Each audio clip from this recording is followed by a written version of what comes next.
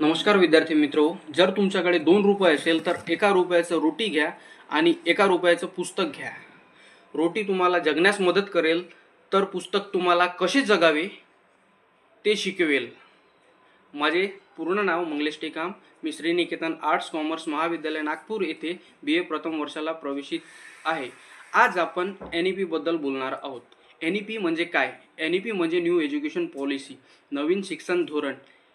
ही शिक्षण धोरण 29 जुलै 2020 रोजी भारत सरकारद्वारा लागू करण्यात आलेली आहे.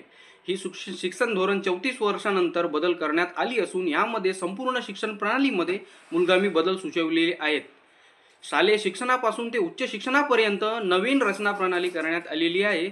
जसे की 3 ते 8 वर्षे फाउंडेशन स्टेज, पहिली व दुसरी, त्याचप्रमाणे 8 ते 11 वर्षे प्रिपेटरी स्टेज, 3री ते 5वी, सोबतच 11 ते 14 वर्षे मिडल स्टेज, 6वी ते 8वी, त्याचप्रमाणे 14 ते 18 वर्षे सेकंडरी स्टेज, 9वी ते 12वी व 3 वर्षापासून शिक्षण सुरू करण्यात आलेली आहे.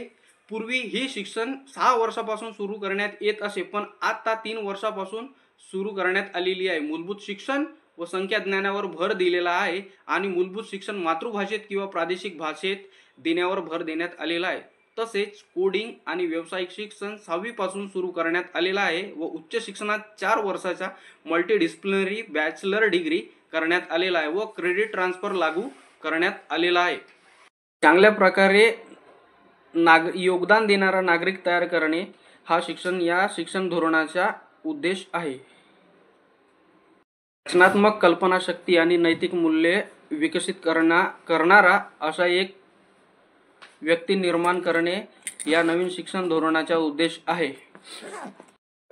विद्यार्थी मित्रांनो, शिक्षण हे दुधारी तलवार आहे. दुधारी तलवार म्हणजेच 2 धारी. ज्या तलवाराला 2 धारी आहेत. एका धारेने व्यक्तीचा विकास होतो तर दुसऱ्या धारेने व्यक्तीचा नाश करता येतो.